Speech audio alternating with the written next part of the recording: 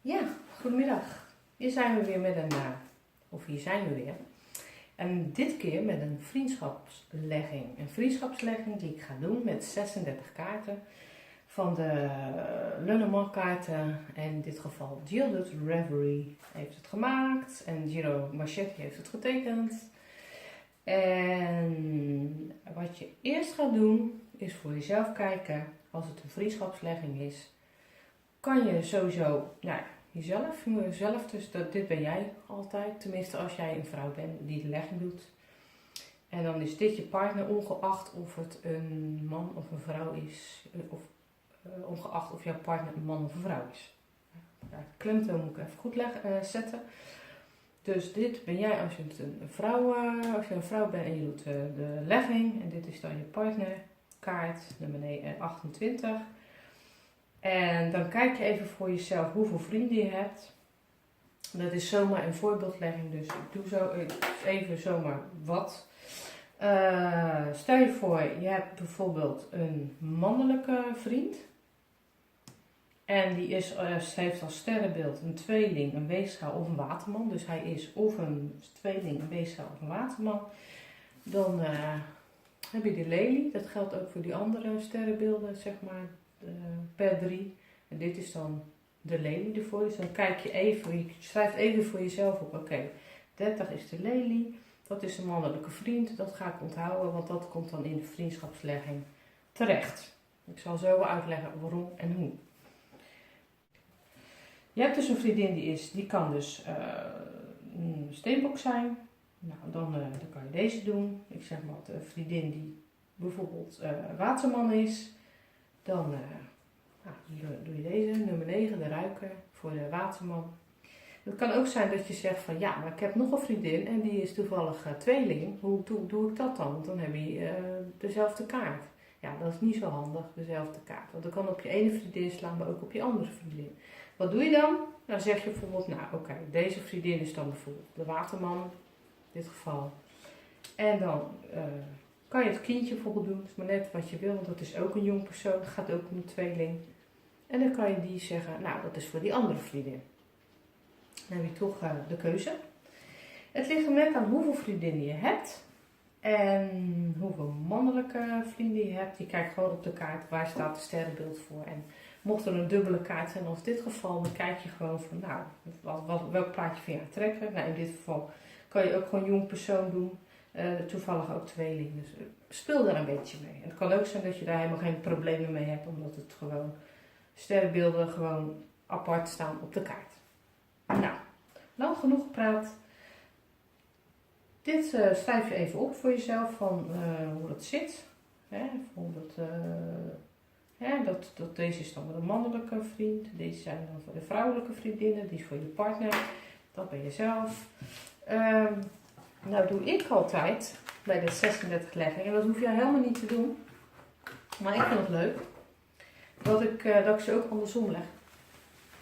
Dat op zich vind ik wel fijn voor mezelf. Jij hoeft het niet te doen, maar ik doe het wel, mocht je het wel willen en ben je al een beetje gevorderd. Dus het lijkt me wel handig met Lenormand. Ga niet meteen als je de Lenormand nog helemaal niet kent, de 36 grand legging doen, maar gewoon de grote legging als je er al een beetje bekend mee bent. Nou, wat doe ik nou?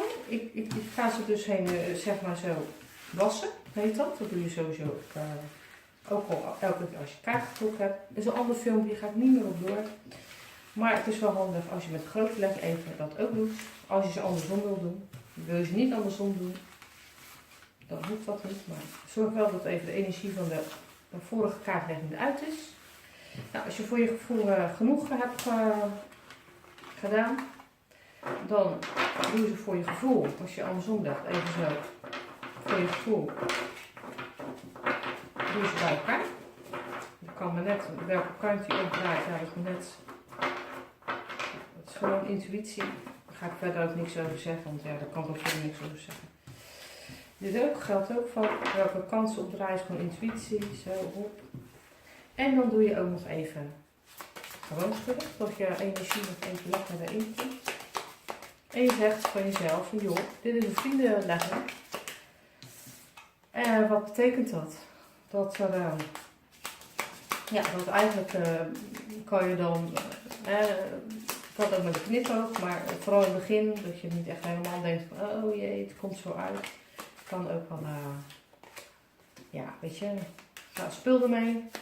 Maar je kan dus eigenlijk wel een beetje bekijken welke vrienden er dicht bij je liggen en welke vrienden er wat verder van je afstaan. Zeg maar, en waarom? Kun je nog wel zien. Nou, ik ga even schudden voor de zekerheid. Even wassen, zeg maar. Dit. Ja, dat kan echt wel even duren hoor. Dat kan misschien, weet ik, 30 seconden tot een, ja, 5 minuten. Maar net hoe het zit. En doe het net zo lang. En laat je niet gek maken totdat het goed voelt. Dus denk niet van, oh, dit is allemaal zo lang. Nee, gewoon intuïtie. Nou, en dan kan je zeggen, ik leg ze zo. Of je kan zeggen, ik leg ze zo. De meesten leggen ze zo neer en dan zo. En sommigen leggen ze ook zo neer. En ik heb nu het idee, ik ga ze nu zo leggen. Nou, ik leg ze even zo neer. Dan kunnen ze er even allemaal op. Ja, wat heb je als je hier een camera hebt? Ik leg ze even zo neer. Dan kan je ze even allemaal zien op de... Ja. Het is altijd een beetje behelpen met een grote legging. Zo. Gaan we door. Tweede rij. Zijn er ook weer 9. 4. 5. 6. 7. 8. 9. Ja.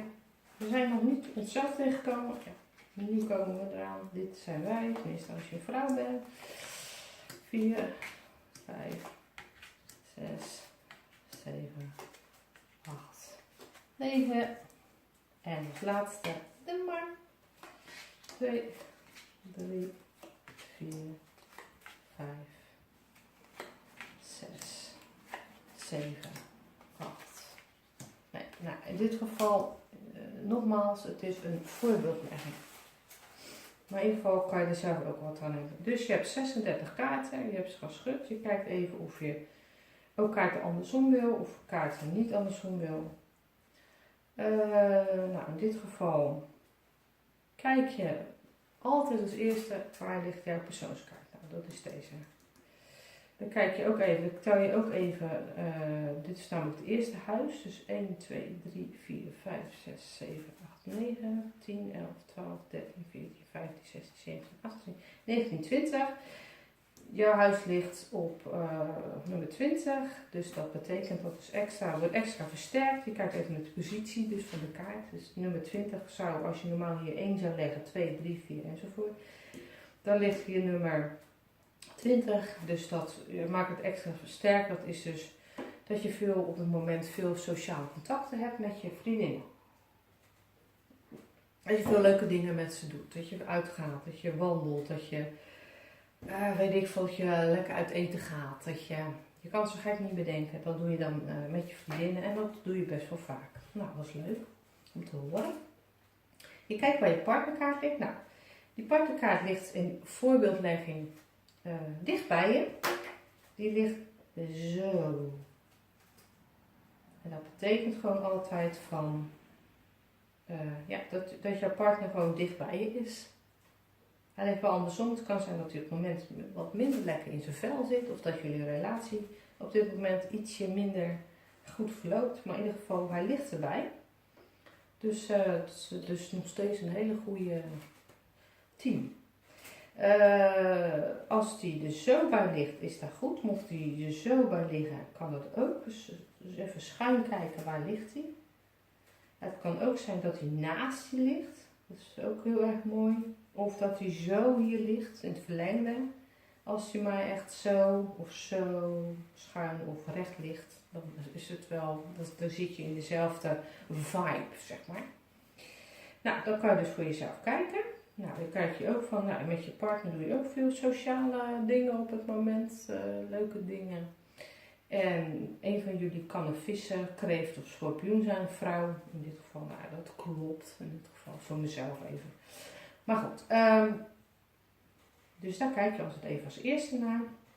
Dan kijk je ook even naar de rest van de vrienden, nou, je hebt bijvoorbeeld gezegd, ik heb een man als vriend. En dat had je even opgeschreven, dat was nummer 30, de lelie. Nou, die ligt heel erg dicht bij je. Even de voorbeeldlegging in dit geval. Maar het ligt gewoon hartstikke knus bij je. Dus dat is een goede, iemand die in ieder geval het beste met je voor heeft. Dan had je ook nog vriendinnen, dat is bijvoorbeeld de slang in dit geval. Waar ligt de slang? Nou, de slang die ligt hier. Dat is ook een vriendin van je, ja, als je dat zo hebt opgeschreven. En die ligt in het verlengde van je, dus op zich hartstikke goed, weet je wel. Kijk, hier zitten nog wel dingen tussen, wat eventueel kan betekenen van, hé, er kan nog aan gewerkt worden of niet. Het ligt maar net als hoe ze liggen, maar in ieder geval... ja, het is op zich in dezelfde lijn. Niet helemaal vlakbij je, maar wel in dezelfde lijn. Dus nou, dat is op zich ja, is, wel goed hoor. Nou, dan heb je dus de andere vrouw, dat is dus een ruiker. Dat, nou goed, als je nog een dubbele vriendin hebt, zeg maar, dan kan je zeggen, even kijken, waar ligt de ruiker? Nou, even zoeken. Nou, die ligt hier. Dat kan dus een vriendin van je zijn. En dat ligt een beetje uit de route. Dus is ze wel gekoppeld aan dit, maar de vriendschap ligt wel een beetje uit de route. In dit geval. Dus dit is niet meteen van, oh help. Wat ik al zeg, zeker als je in het begin aan het kaartlezen bent, dan moet je niet zeggen van, oh help. Maar goed, als je al gevorderd bent, dan weet je allemaal hoe het werkt. En dus dan zouden jullie vriendschap wel even een boost nodig kunnen hebben. En dan kan je aan de omliggende kaart wel even zien wat er los is.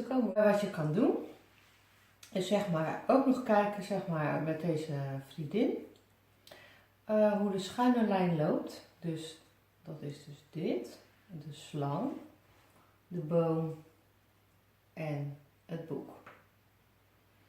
En wat je daarvan kan afleiden is dat als je zeg maar, zeg maar je vriendin die ligt helemaal hier. Wat zijn de invloeden erop? Het kan zijn dat ze niet helemaal eerlijk is tegenover je. Dat ze eigenlijk een soort, dat het toch niet helemaal is wie je denkt dat ze is. Dat de groei eigenlijk langzaam, zeg maar de vriendschap, een soort groei heeft bereikt. Dat het gewoon eigenlijk te langzaam gaat of dat de vriendschap ook een beetje ongezond is. Alleen dan zou die andersom moeten liggen, dus het is eigenlijk, ja, zou je het kunnen bekijken van de vriendschap staat een beetje op een laag pitje. En er is nog niet alles verteld wat je moet weten, zeg maar. Nou, deze kan voor een geheim staan. Of in ieder geval dat degene jou niet alles vertelt van wat normaal gesproken in de vriendschap wel verteld zou kunnen worden. En dan heb je dus nog eigenlijk vriendin hier. Dan kan je ook kijken van hoe het loopt, dat schuin. Het kan zijn dat deze vriendin ook contact heeft met deze vriendin op de een of andere manier. En er komt altijd een oplossing in de vriendschap van deze. En keuzes kunnen er ook worden gemaakt. Dat kan het ook betekenen.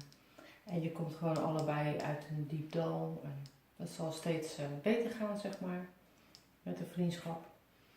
En dan kan je ook nog kijken naar... ja. Daar kan je dus allemaal naar kijken. En voor de rest, zeg maar, deze vriendschap is eigenlijk in dezelfde lijn. Maar die zou je dus kunnen bekijken op zo, dat het zo loopt. Nou, mochten jullie zeg maar emoties hebben die uitgepraat kunnen worden, dan kan het worden uitgepraat. Sowieso kunnen jullie emoties delen.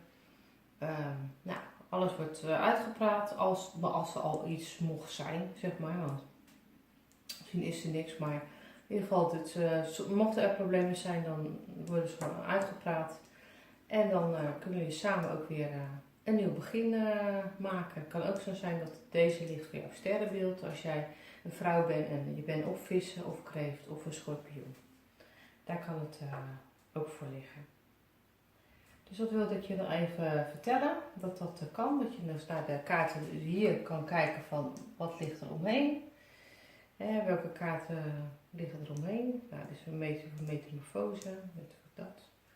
Hier kan je ook naar kijken. En wat ik eigenlijk ook wel zie in deze lijn, is, er spelen dus emoties, maar het kan ook zijn dat deze vriendin, want de vos ligt ernaast, niet helemaal oprecht is, zeg maar.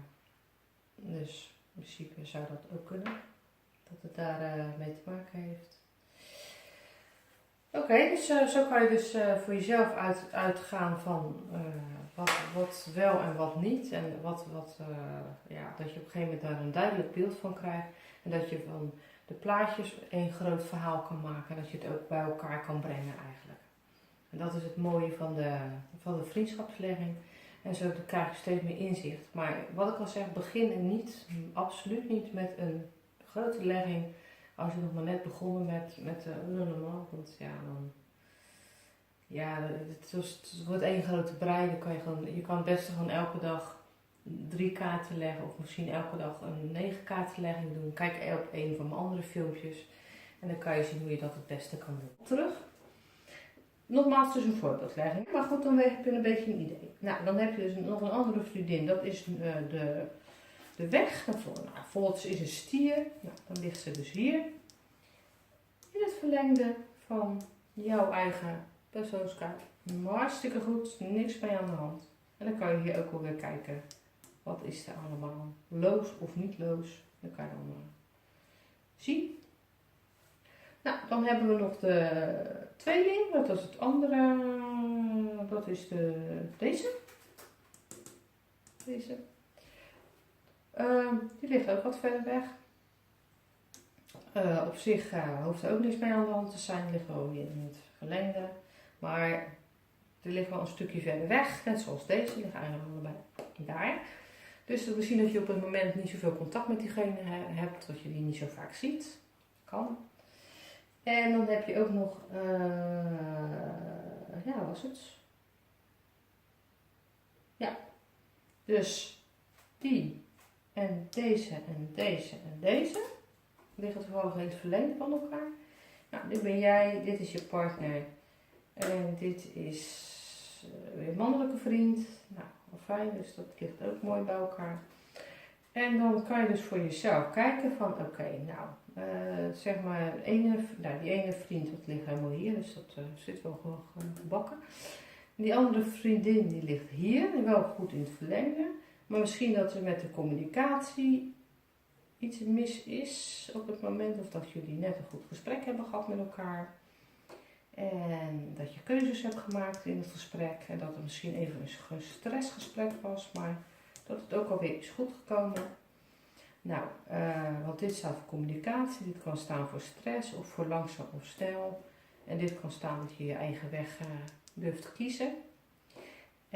Even kijken, wat ook kan, als je dus weer gaat van deze kaart van die andere vriendin, dan kan het zijn dat jullie, dat is heel iets anders, maar het kan zijn dat jullie gesport hebben of iets hebben samen gedaan als wandelen. Dat kan heel goed, daar staat deze kaart namelijk ook voor sporten, wandelen. Een goede communicatie, lekker met elkaar kletsen tijdens het. Dit is gewoon, kan ook staan voor zuiverheid in de vriendschap. Dus dat kan.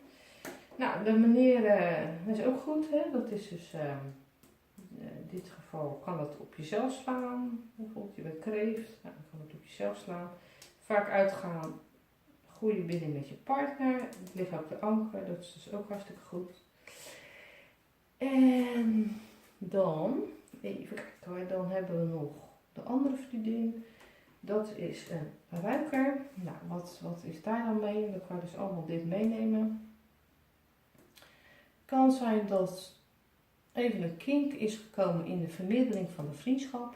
Deze is ook wel een beetje dat het niet helemaal lekker verloopt. Dat er een kink in de kabel zit. Dat er iets kan zijn van jaloezie op de een of andere manier. Zou kunnen.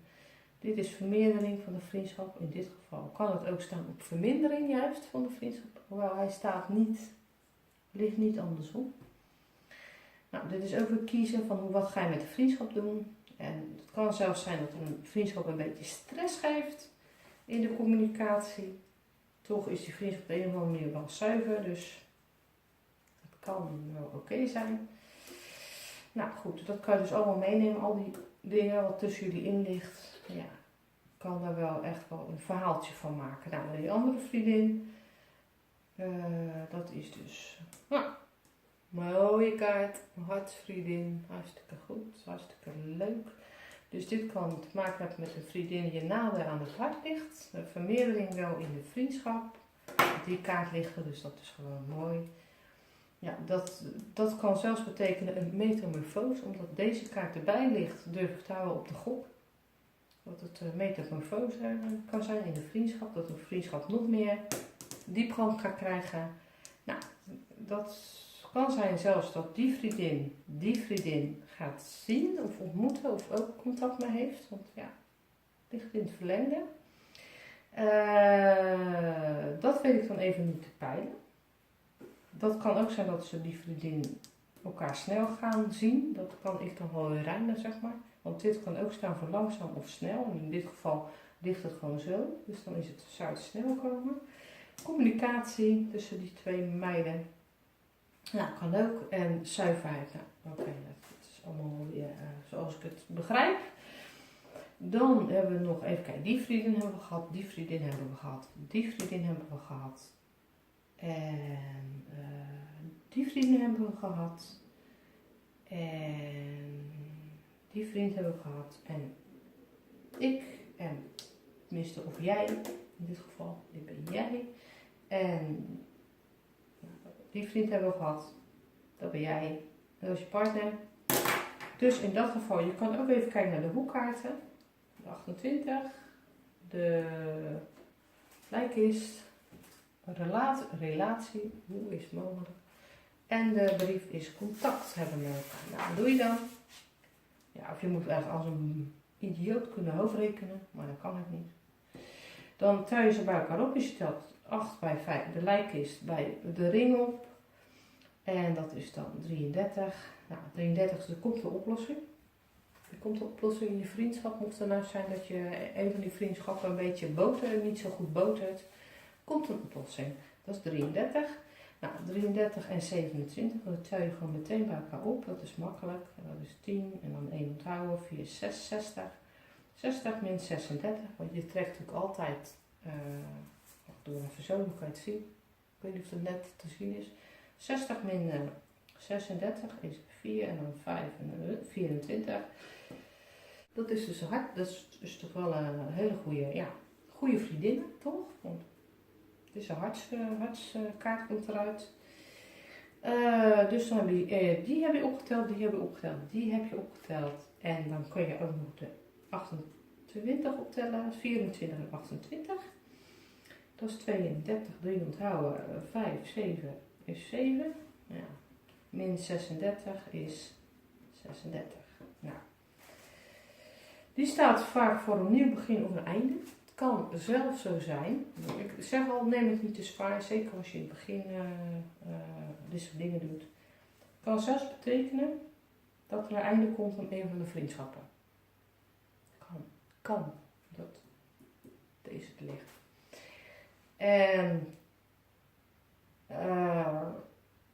of aan je relatie, maar omdat je echt hebt gezegd het is een vriendschapslegging, ja, gok ik beter op een vriendin.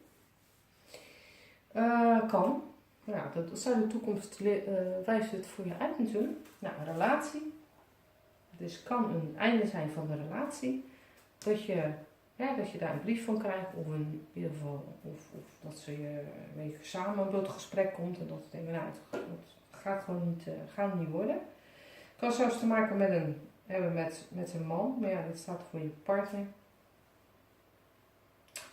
Ik weet niet, 36, kaart 36, kruis, staat ook vaak, 36, 72 min 36 is 36. Dus kan ook staan voor een einde.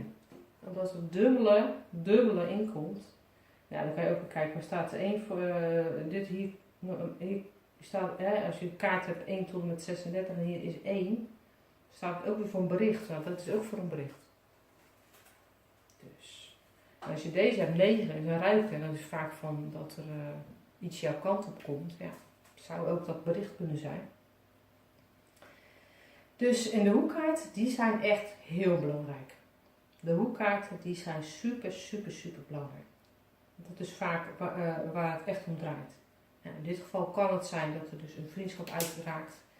Nou, omdat deze gewoon heel erg dicht bij deze ligt, kan je gokken op en dat dit is je hartsvriendin. En zou het kunnen zijn dat de vriendschap met deze, zeg maar, dame misschien uitgaat in de toekomst. Nou, de tijd gaat het leren. Ik zou, als ik jou was, nog niet kijken naar al die andere dingen die hier om me heen liggen. Blablabla, het is zo'n brei. Kijk, wel als je echt kijk, dat ligt ook maar net wat voor vraag je stelt, maar concentreer je eerst op, is het? Schuine lijnen of zo. Maar ja, dat zijn er maar 3, dus dan moet je deze weer hier leggen. Dat doen we wel een ander keertje. Ga ik daarop door. Dus vergeet dat even, dus gewoon zo. Die lijn is belangrijk voor je. Dus gewoon de vibe is belangrijk. Deze lijn is altijd belangrijk. Dus schuin, recht. Nou ja, in dit geval omdat die vriendinnen daar liggen, is dat ook belangrijk. En voor de rest zou ik me niet zo sappel maken om dingen. En gewoon, ja, dit is het gewoon. Dit is wel het belangrijkste. En de hoekkaart, hè. De hoekkaart is altijd belangrijk. Altijd belangrijk. En je kan natuurlijk ook altijd, als je bijvoorbeeld, nou ja, wat ik al zeg, het verhaaltje maken van wat slaat op die vriendin. Want dat ligt dan tussen jou in. Zo, dus daar kan je echt een verhaaltje van maken. Die getallen kan je ook nog eens een keer bij elkaar optellen. Dat kan je ook doen, maar dan word je misschien helemaal gek. Nou, hier ook kan je ook wel kijken, waar slaat het verhaaltje van die vriendin op. Bla bla bla bla bla. Of misschien een contact met een van die meiden. Dat kan ook allemaal. Dus net voor je, waar herken jij jezelf in eigenlijk. Dus dat is het. Je zou zelfs kunnen kijken naar deze lijn. Kun je zelfs kijken, maar je kan het ook zo doen. Ja, ik zie hier ook wel aan deze kant, moet ik zeggen. Hè, als je nog meer echt wil weten van ja, of die vriendschap oké is. Dit is de kaart van het werk, maar ook de kaart van de emoties. En omdat we in dit geval niet over werk hebben, slaat hij op de emoties. Maar hij ligt andersom. Dus het is een beetje, die emoties die zijn heftig. En dat ligt bij deze vriendin, waar een bericht vandaan komt. Bij deze vriendin ligt de relatie, goede relatie. Dus hier ligt wel een veranderingskaart, maar hier ligt een hartenkaart. Ja, het is wel op zich hartstikke mooi. En bij deze vriendin, ja, kan het wandelen, kan iets betekenen. En ja, metamorfose kan. En ja, hier ligt gewoon helemaal er tegenaan. Nou, oké. Dus goede communicatie en zo. Je partner, ja, het ligt ook goed. En dus kijk daar even allemaal naar. Maar ga je nog niet helemaal een stuk bij wat betekenen alle kaarten, want dan word je dus echt helemaal gek. Dat zou ik ook even niet, doe het maar even niet, weet je wel. Focus je even lekker op die lijnen, zo en zo. Nou, wederom, ik hoop dat jullie dit iets aan gehad hebben. Dit is natuurlijk de grote legging.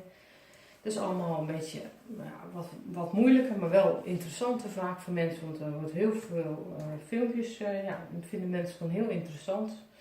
De grote legging op de een of andere manier. En dat snap ik ook wel, alleen ga je niet meteen van de kleine naar de grote legging. Doe gewoon even rustig aan. En speel er een beetje mee. En tel het bij elkaar op. Zeker die hoekkaarten. En je kan dit ook bij elkaar optellen als je er meer van wil weten. Je kan zelfs zeggen van, ik tel die kaarten bij elkaar op. Dan heb je 27, nou, min of plus 9 is 36. Een einde kan het weer zijn. En dan kan je dus 32 erbij.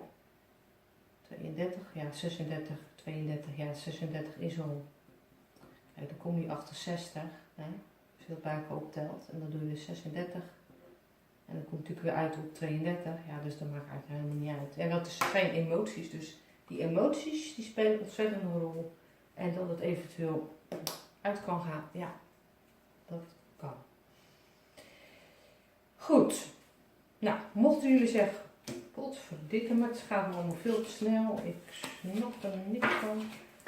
Schrijf het me of dat je zegt, nee, maar ik heb er nog wel een vraag over. Gewoon niet. Daar zijn deze filmpjes voor. Het is toch een beetje een soort kleine cursus wat ik je meegeef en waar je misschien wel heel veel aan kan hebben. Ik heb het expres nog niet met die hele grote legging gedaan, dan word je helemaal gek. Met die extra kaarten, ja, daar werk ik ook het liefst mee. En dat kan je ook allemaal op je eigen manier doen. Maar in ieder geval, mocht je denken van nou, ik heb nog een vraag over de vriendschapslegging. Ik ga het niet met mij hebben over een werklegging of ga het niet met mij hebben over een andere legging, want dat komt allemaal nog. Dat is echt veel te veel. Het gaat met mij alleen hebben over een vriendschapslegging. Dus heb je nog een vraag over een vriendschapslegging, vraag het me en dan kan ik het antwoord geven. En ik vind het alleen maar leuk om jou te helpen. Nou, mocht je het een leuk filmpje hebben gevonden, like hem, dat vind ik heel erg leuk. Neem een abonnement, dat vind ik ook super leuk. Dus dan heb ik ook het idee, ik doe het ergens voor. En nou, ik zie jullie graag terug. Hele fijne dag verder en tot de volgende keer weer. En ja, dan misschien dat ik dan een werklegging ga doen. Of misschien zeg jij van, joh, kan je die in die grote legging doen? Schrijf het hier beneden op. En, of typ het op in dit geval. En nou, ik ga gewoon het best doen. Oké, nou, tot ziens weer.